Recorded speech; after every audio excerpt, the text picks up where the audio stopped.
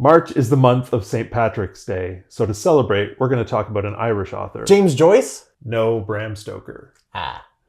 He's probably going to always be remembered for writing Dracula. But can you name anything else he wrote? Didn't think so. But that doesn't mean his other books aren't worth talking about. So today, we're going to be looking at The Snake's Pass. I'm Eric. And I'm Alex. And this is In Other Works.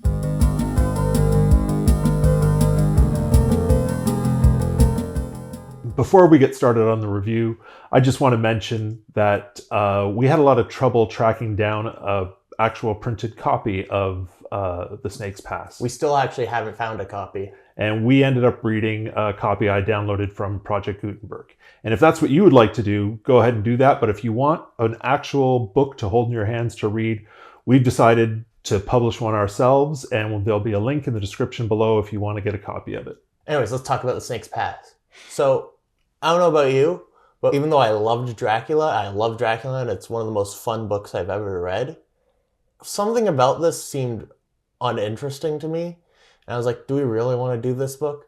But then once I actually read it, I was so glad you chose this. I thoroughly had a really fun time with it.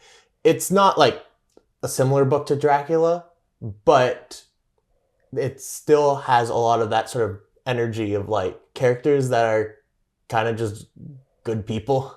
Yeah, it's definitely got some similar tone to it. Yeah. But Dracula, obviously a horror book. This is sort of a romance, thriller, adventure story with, as close as you can get in a book to a mustache twirling villain tying the dame to the train tracks. To the train tracks without that actually happening. So the main antagonist is probably the first character we should talk about, and he's known as the Gombeen Man, or Black Murdoch. He is the local guy who people go to for a loan when they're desperate. He's the loan shark. Yeah, and then he screws them over when they can't pay him back. Mm-hmm. And the main thing that starts off the plot of this book is that a character named Joyce got in an accident just before he can make a payment, which caused him to be late in making it. The condition of the loan was that if he didn't pay it back in time, they would switch properties. So he lost his home and had to move to Murdoch's home. So this is one of the first things the protagonist witnesses upon arriving into a village in Ireland, which is where the book takes place. And it's known, of course, as the Snake's Pass.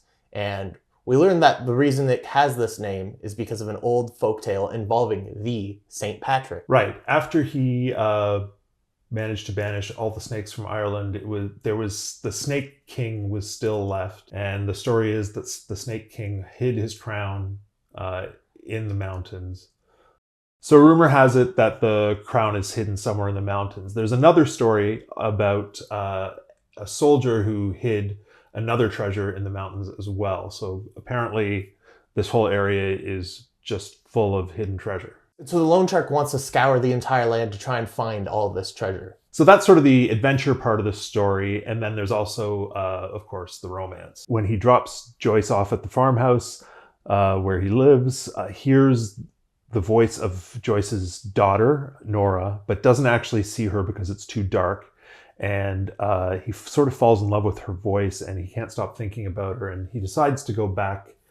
After leaving, he decides to go back to the village. He meets this beautiful woman that's like, he instantly, upon seeing her, falls madly in love with her and almost just completely forgets about Nora. So then he keeps going back he was walking through the hillside when he met her.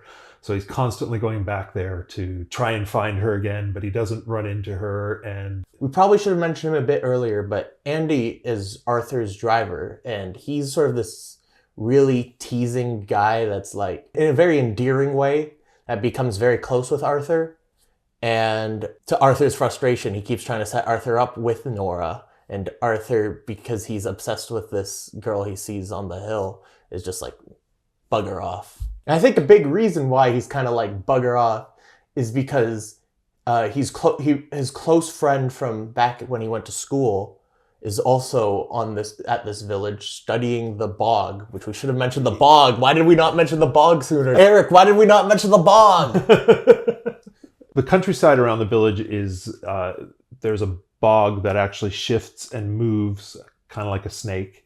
And another character in the book is Arthur's old school friend Dick, who coincidentally also happens to be there studying the bog, and he's actually working for the villain Murdoch. And Doesn't like him, but is hired and is on contract with him and has to keep working for him. And he's actually interested in doing the study of the bog anyway, but can't stand his boss.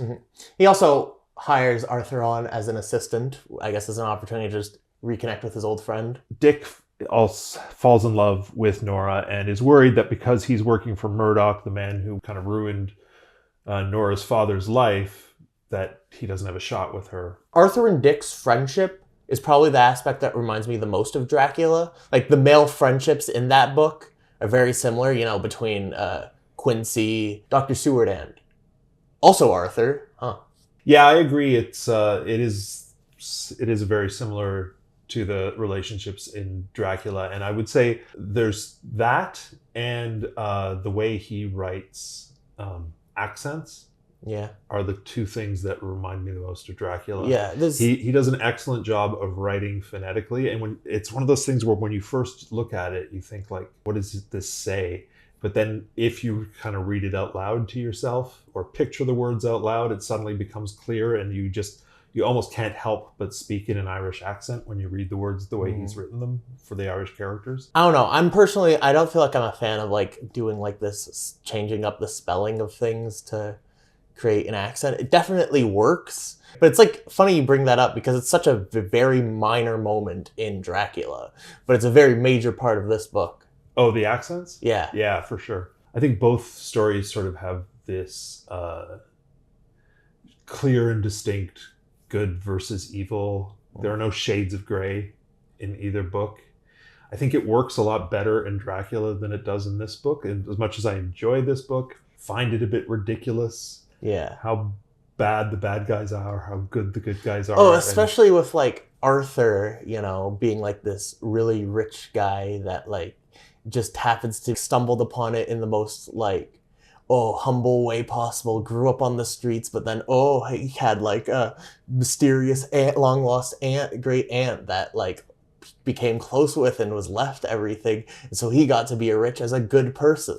Yeah. And some of the ways that he's a good person, I question. Yes. Like, he eventually decides that he wants to buy the entire mountainside there and turn it in. And he's like an Englishman in Ireland. And it's like this good thing that he's doing, but it's so like colonialism in a nutshell right there. But it's definitely not meant that way in the book. It's just something from my point of view. Sometimes it's kind of surprising that Bram Stoker's Irish. Yeah. Then also, of course, this book has some racism in it. Yeah, it's really unfortunate. There's a part where Arthur is describing to Andy his ideal woman, and he talks about how he wants a dark woman, meaning dark haired. But Andy, I think, purposely misunderstoods in the way of teasing him and is like, "Oh, do you want an N-word?" They put it back. They say it back and forth a few times, and I want to think, oh well, that's just one of the words that people said in those times, and it doesn't necessarily indicate racism. But then I had to go read a little bit about Bram Stoker, and apparently one of his other books, Lair of the White Worm, which is probably his second most famous book because of a weird 80s movie that was made about it, it gets pretty virulently racist. And also, even if you think about Dracula, it's like the whole story is kind of like the dangers of the immigrant, right?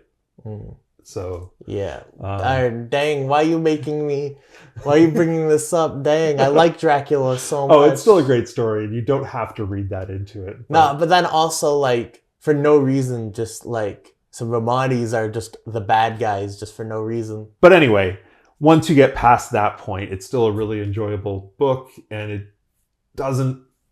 It's inconsequential. It's just, bruh.